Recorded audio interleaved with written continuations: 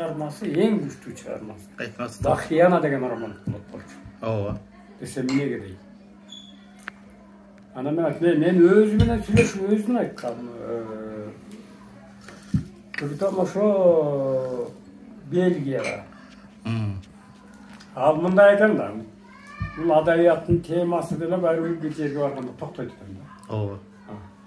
Биз ойлогондой бул эч неме эмес экен. Ооба. Эмне үчүн чын окуш диний темаларга Акыры келди. Жок, 80-чи жылдары эле аттаган да. Ооба. Дин ал вечный дүйнөнү айтат да. Ооба. Ал ошол бахиянасы менен айттым. Ошо мен бул чыгармаңызды билбей атат. Мен билдим. Бул жанагы Чешмадагы деңиздин ортосундагы монастырга алып келген кызды ошол тиги болгариялык киши сүйгөн экен жигит. Ошону ушкул жазмак экенсиз, мындай чыгарма болмок экен. Сен кантип билдиң дейт. Мен билем да, мен окуп. Ал ошол тиги согушка айдагысы келип эме кылып атканда экөөбүз сүйөт экен. Анын бир жанагы аким төрө да мындай. Ошол бахияны үйлөнмөген, анан ошондон экөө эме кылып монахиня болуп ошояктан мен баары согушка кетип элем, анан аркы дүйнөдө кошулабыз деп кетти. Идеясы ошондой. Христовский идея. Эгер ошону жазсам мындай чыгармын. Жоан жазган. Вечный любовьту Башталып калган да бахияна. Башталган. Ошонусу мен сюжетин айтып берсем аябай таң калдым. Сен ошо дин окуган үчүн билип атасың. Чыңгыз айтма. Башка адабиятчыга айтсаң аны кабыл ала албайт экен. Мен таң калдым. Пацифисттик көз караш жок дейт. Согушка каршы монастырлар согуш менен эмне иши бар ал өзүнчө дейм. Ошол чыгармасы вечный күчтүү болот болчу. Баягы абсолютный баягы эркек аялдын сүйүүсү деле акыры токтойт, Кудайга жетсе анан кийин вечный калат дейт. Сизге Чикемин жазайын деген экен, бүтпөй калды да. Чикемин эң жаккан чыгармасы кайсы сизге? Ошо бахиянасы. Кылым картар бир күнчү. Кылым картар бир күнү жакшы, анан кандай десем. Мындай болуп калат да, айттым го, бул жанагы Совет доорундагы согуш мезгилин көп алат. Анан бир 100 жыл, 200 жылдан ал согуштун изи калбайт да. Унутулат, башка нерселер чыгат алдыга. Ал согуш бир кичинекей нерсе болуп калат да. Чыгарма ошо убакытка байланып калат да. Кыяматчы плаха. Кыяматына мен анча өзүнө лично айттым. Ушу Иисус деле, кайры деле Иисуска, тиги Булгаков деле. Ошондон чыкты да, ошондон көрүп тиги монастырь бахиянаны жазганда күчтүү болот болчу сиздики. Деп кыяматы деле Бул жана неме менен салыштырып атышпайбы? 100 лет одиночества Маркес экөөнүкүн окшоштурушуп. Бул, скорее всего, по большому счету, бул философ катары болот. Жанагы радио маң баштар деген бар. Жанагы маң болгон адамдар болуп элечи. Ошо радио маң баштар ошо азыр келди го дейм. Сотка чукулап эле диндүү болуп жана ойнопчу. Эмне дедиңиз? Шуну бир 40 жыл мурун жазган экен да чекем. Андан да жанагы эме дегени да кызык. Укпай тиги станцияны. Токой-Төш деген планетага кетип калышат го. Ооба. Ушул да кызык да. Эмнеси кызык? Анын жерде жашабай кыйын болуп атат да. Бир күнү ал укпай коюшат. Давай биз жашоодон башка илимди да башка жакка өзгөртөбүз. Кимдер укпай коет? Окумуштуулар согуштук техникага иштей беребиз деп жадайт да бир күн. Окумуштуулар. Ошолор сөзүп кетип калган, станцияны урган. Бияртада жашоо бар экен. Аны жөн жазган жагал. Ушундай кызык. Адабиятчылар ал жагын карабай атат. Адабиятчы эмне карайт экен? Кайра Абу Талип менен Зарипаны сүйөсүн. Бир тиги буга эмне деди, буга Uşu adabiyat ушундан бийик көтөрүлө албайбы. Бул скорее всего бул философ катары, бул жазуучу катары вечный калат дей албайм. Философ. Манкурт деп атабы. Ал манкурт деген ошол мына мен коронавирустун куранистика. Бул дүйнөдө нече жолу катаклизмдер өткөндө адамзат кыйрап. Эмне болуп кыйраган? Ошо манкурт болуп дүйнөнү эме кылганда кыйраган. Энесин тааныбай калганда. Бул ошол бул философ катары. Андан көрө деп Айтматов жөнүндө том китеп жаза бербей болбогон, эч ким окубаган сындарды. Мына деген чоң философто ошол манкуртизм деген дүйнөлүк философияга киргизбей булар. Ушуну ал бир термин киргизген философ вечный болуп атат. Это сугубо мое субъективное мнение. Чикем сиз менен эң эсте калган бир күндөрүнөн айтып бербейсизби, чогуу жүргөндө? Көп. Бирөөсүн айтыңыз. Мен аны сен билесиң баарын. Жок, бирөөсүн айтыңыз. Эмнесин айтам? Сага баарын айтып. Жок, дагы айтыңыз. Сенде жанагы тасмага тартып өзүң тартканга чейин бар канча? Жок, алар чыкпай калды да. Жана Алматыга барганыңарды айтып бериңизчи ошону. Ошол кызык аябай.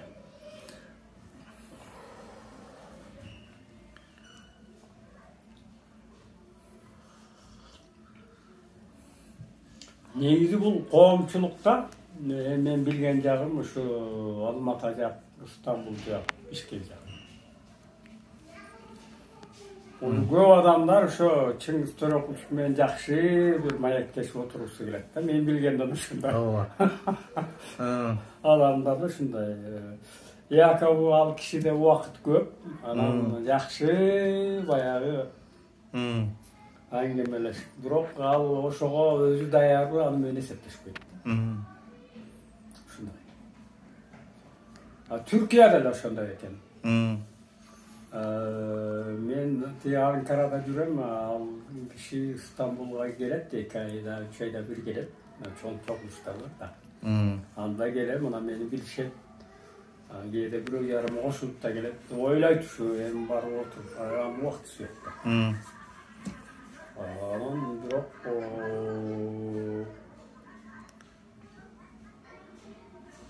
мына жерде bir kişi var ya, sen tanıyorsun değil ya, Bilimxana деген бар. Өмүрзак Мамаевич. Ошол бир жакшы сөзү бар. Чыңгыз Төрөкуловдун көп убактысын алып жанында мишайт эткен кишилер көп болгон деп. Ой, хорошо сказано. Хасан Ажы деген бар. Анкарада. Анда мындай бай. Мен отелдегимде төлөйм. Чам болсо эмеси бар, ресторан бар. Жаздырып кой кейбир дейт. Анан пендебиз да бар, ичкен же жаткан же. Ал айтып берет да, Жеңиз Айтматов менен мен 1-2 саат отуруп, чай берип. Анан мен айтам да, Хасан бей, сен кимсиң отурганда? Сенде бир сөз барбы, же пикир барбы? Акчаң бар, хорошо. Акчам бар дейт. Сенде акчасы бар, башка тиле бар. Анан сен менен отуруп, убактысы кетип, бөл сарап коет. Силерде жанагы господин деген эмне, мырза, мырза, ушуну болбойт да дей берет да. Анан Анкарага барганда айттым, Хасан бей, именно сенде рестораның бар. Жакшы, эмеси жакшы. Ресторан бар. Тамак укмуш. Анан баргандырым бир 20-30 иши барды. 3-4 министр да коштоп, эме кылып. Анан келип, анан ал жерде кантип сүйлөшүп отурат. Айтматов келген да. Барып, адет кылдык, жакшы 1-2 сааттай отурдук. Анан кеттик, ал ыраазы болбойт да. Мен айттым, сен ыраазы бол, сен ресторанга отур. Башка да турду, алып барса. Ооба. Именно ошо сеникине алып келди. Протокол ошентип жазып. Десем, недоволен да? баягы көпчүлүк менен барып отуруп кеткени анчалык эмес болот. Өткөн жагага. Жеке отурса. Анан мен Анкарадан бул жака сен билип калдыңбы? Кел 3-4 ай бул күнү звондеп калды. Я мурда качан келесиң деп. Билбейм келишим. Сен баягы жазуучуң эмне болду мен? Анан мен айттым, каякта? Ал биякта, эртең биз Алматага барабыз дедим. Bir konferensiyası var ki ben hoşlu olan insan makul dedim. Bayağı iş kaçırasın ben hazır bilet alalım dedi. Benim tamaşalı oturum. An geçinde ben bilet aldım dedi. Buna uçağım ertemine ben Almatı'dan çalamam sana. Bayağı iş kaçırasın. Onu ertesi saat oldu uçağı da. Ben Almatı'dan. Ne var? Oşo men restoranga çakıram, sen alıp gel abi şimdi. Ben 1-2 yıldan beri ayıp duram. Ana köşende ne var o? Al şakanlık degen bir adam. Al barganda kolga tibiydi. Kazaklar degen al. Aytmadı degen. Desem MF'de şu leksiya okuydu. Şu 5000 kilometre. Ançın üstüne kusma çaldım ya. Çatak ne oldu? Ушунда менде да досторго бирөө келип алыптыр ал. Мен айтып коюп. Эмне кылды дейт. Ошо бир ресторанга чакырат экен, отурат экенбиз 2 саат тамак. Ошо да баягында. Анда досуң айтып кой дейт. Эртең кечки саат 6-7-де аны эмесин сен бир адам уткарайын деди. Özüm erten saat 2'de gel dedi. Үйден çıktı. Anan altı öpkölep daha çabuk ben etmeye söyleştim. Seninle ben kavul boptuk toğan. Erten saat 7'ye restoran, yaxşı bir restoran. Dayardan. Mağı işine şimdi ben kolalımda 5000 kişi degen kuruluş demek. Alo deysin, biz Almatı'dan oşa 6'da kavarap dur, ondan keyin Hasan Hacı sen bilen 1-2 saat. Hocam, maşına diyorum dedi. Niye? Yo bizde maşlamayın gelesiniz dedi. Men аны түшүнбөпмүн. Mercedes 600 var, Japonski Jeep var. Kaysin diyor. Ben amaçlandı разборун биле албайм. Ошо Mercedes'in эле жиберчилеп койдум. Анан эртеси күнү чикегин үйүнү бар анан шакан баштап турат. Биз да койдук. Шакан кичтеке болуп калган анда. Шакан көрүп чыкты. Чыгып анан Mercedes 600'ga bastırır. Kayaka getip atasın gitti. Biz bunu almıştık oturalım. Çoğunga. Çoğun oturayım. Al düşünmeye kaldı. Şakanlarla etmekten. Otur. Anayttı. Bu Türk tuğanların maşinasında biz oturalım.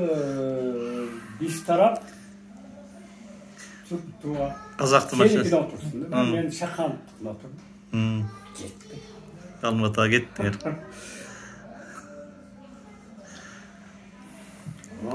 Şu Şakanlık'ın bir 7 komnatlı üyü var ekin aşağı Almatı'ya üniversitesi yanalgan üyü var. Vardı, çıkan bizim naptır giteplerdi alıp, böyle konferansiyaga dayandan başını bir üksüktevini alıp. Anam 6'dan öttü Hasan Bey. Maşinamaya yürüyoruz biz. Yaxşı. Saat 7'ye yakın geldi. Ben aytdım, kakıldagan Türkmüşüm dedim. Türkmüşüm. Kanaya olsa. Ay dostum, ayak oram. Aytdım, Hasan Bey, ayak oram. Ay. Kazino oraya var mı? Bunu kandıra ben cidim. Kazino'm ne görüyorsun? üşüme. Şakanıma da işte kayısına varsak aytma kayısına geldi olan sınatınızı koyup al dep tamaşalap kalma. Açken bilet eken. Ошо казиноga bir barıp göreyim için meni şu yaşta gep göreyim. Get казиноga. Al yaxşı yer eken da. Bir konferans salon bir 6 metre 7 metrede. 4 metrede yanağında konferans salon stol tamaktın bari turapta. Çoğun balık deme kılgan, etler deme kılgan. Çöpçar. 15 kişi olduk 4 metrede işte. Türkler uşuncha koyup ketdi. Yem aytıp berem da. Alam, iki kırgız bir kazak kalganı Türk. Şahanı törgön, men mınday oturam dedim, meyilde. Hasan Bey benim yanıma geldi. Oturduk, başladı. Giyimim ne içep diye geldik. Sputnik. O şunu bilver aldım da. Şakanlıkta Bibi Gül'ü içemiz mi de ökol güldü da. Bibi Gül'ü nesken bildi. Altta kızı okuyor da. İyi soragan biri. Charlotte degan ak vino eken, Fransız. Çin'e bu para. Şaka mal diye adamlar benimle söyleşmiyor. Demek ki bu artık belki 12 tayağında çıktı. 5 saat oturup koyupsun arada. 4 saat oturduk. Ondan çıkkanda Mustafa, bu Emel'in patron Mustafa dedi Hacı'ya. Dedi sayın yazarım üst katta görüp koysun dedi ya, dardaktar süydü. Men bilmeyim ama Türkler katırdı bir yan konak kılıp. Üstüne çıksa dırdan yalamış kısarkın. Çiğne köyülük çıktı tatlında. Bir yan. Çıngız Aytmatıp. Niye? Normalni kostüm çeşitli. Çıkım. Temralar baktım olduk. Ben alır bir yerden, bana şu yerden aksız değil, utanım. Ağlayan, rulet kayım. Arttına, $70 tuttu. Dırda yalan açıksın. Öyle gördün mü de, buna akşam şu yerden işte etti. Daha, ya mutluluk kaldı. Kıyı oturan bir böyle katkenden mi aldı? Hatta bolmayken bulayım. Ha gel. Tamam. İşte Türkiye çıkıyor da. Bana yerim şunu. Bunlar işte yol eder. Buna ben kazinoda vaktini olan biri için gittim ben. Bu demokratiyanın şanından geldi. Şu Türkiye'den gelip işte Balaçak'a aldı. Bizden de Kırgızistan, Kazakistan'dan barış degenler var. Burada bir çok tecrübe var. Sizler işine yeri gitsin, rahmat, konak oldu. Arasını gördük. Sonra rahatsızlık aytıp 12 vakitten otele gittik. Ankara'da degen oteli var. Hayalim ben daima tüm vargan için bilmeyim da. Rezidansiyada geldiğini açmış. O şehirden uçup kadar da Ankara'da. Ama İliyat Sarı'la Hasan Bey bucu dedi ne? Rahmat aytasın. Bol boyagan dedi. Ne bol boyagan? Bir aytıp tam öyle. Al da kap geldi da men dostum ağır Çıngız Aytmat çakırat, men konak kılam bu yerde. Uçup geldim oşan üçün dep Almatada dostlarına maktanat kendi. Jana kazino işletken dostlar. Al bir grup baba dostları çoğulup analar aytatken. Eyim durayım. Kanday sen geliyor al böyle çыңды aytmak sıylaysın. Çakırat, mına maşina biz berебиz bardığın. Biz konaktayız, andayın sen konaktaysın. Sö. Bolmasa özü kanti maşina jibarılып aytap uçup geldi. Ana bolup tur anısına da makul dep andan keyin anam göngөн eken da. Эми болбой калды дейт. Эртең мен өзүм аларысы жок эле өзүм конактайм. Sen bela aldın da ne başka? Yeter lan sen konaktaysın. Hayatta şakanlık durum var. Gördüm, hoşluk duruyor. Başka kazaklar var. Oluyor tabi. Ana Çinistör okusunda baykap gele atlar ki Türkçe düşünmese de. Motokedik. Sen bunu dostun bir til tavsiye çikolataşı otasın dedi. Oğa dedim. Ne oldu dedi. Ana ayttım, ушундай болупту. Бул мени эртең өзүм конок кылбасам болбойт деп мен башыма суу кайнап, чай кайнатып. Анда досуң айтты. Эртең 5-те конференция бүтөт. Restoranın береги жок. Restoranda күйрүп атпайбыз. Бүгүн деле ушу досуң меймандыгы да малуу kimlerimiz kayıktın tanıdık. Böyle bir kafe çeyiren anne Bişkek'e giderlerdi. Ay dostum hoşmuş. Ana kızsan belirtme. Oşağın karaoke'den bir yine bu fıtne bir yarım saat oturup kafe çeyirini. Bu şey böyle çarçap çırak. Boş ol. Tamam dedi. Otelge taşladık. Beni otelge taşladık. Yolda bolboyt değil burayda. Men uşunçadan kofe öyle. Bolboyt. Niye lan? Uşunu da yerden eşya kaçırarbayım ben. Fransuski restoran var eken o şoğa girmişsem. Ben aytmayayım ne iş yok. Fransuski restorandan görüp Türk restoranına giriyorsun sen Türksün. Tamam yaxşı. Al Европейский restoranın, bunu Avrupa'da yaşatmış. Yok. Ha değil. Ertesi olsa 5'te konferansiya gönderen men yanına üzülmekti abi. Öyle AVM'ye girdik Fransız restoran. Bir yarım saat oturduk ama Alcır'da da bir Türk'ü koşuldu Cenab-ı Hak. Şakan oldu 5 kişi. Çıktık, çıksak geçen maşına daha gittim mesela. Bişkek'e gitkirebildik. Roşanlayacakları yakıştır Türkler. Sayın yazardım biz geçen konakladık. Bugün Bişkek Alpark kulemiz. Şakan başta turat istireyim. Meyli dedi.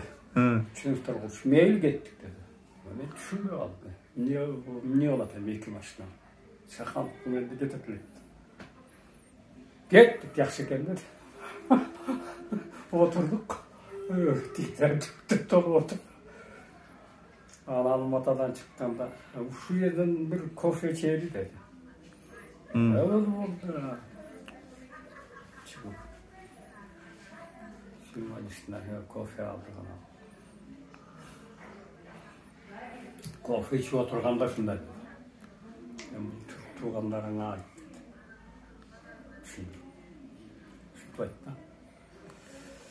Sizlerge rahmat. Şu geçeten beri şu meni sıylap atasınlar. Bana hazır bayağı meni üyüme çeyin, Bişkek'e çeyin jetkirem de atasınlar. Rahmat. Buna Almatı'dan çıktık. Sizlerin şu neyini Bişkek'e getirdim de esette bile bu şu yerden ayrılaşanlar. Dediler onun da Türk dövek müşündeydi o taraf. Meyil dedi. Turduk, analar o hareket, biz bir yaka gittik.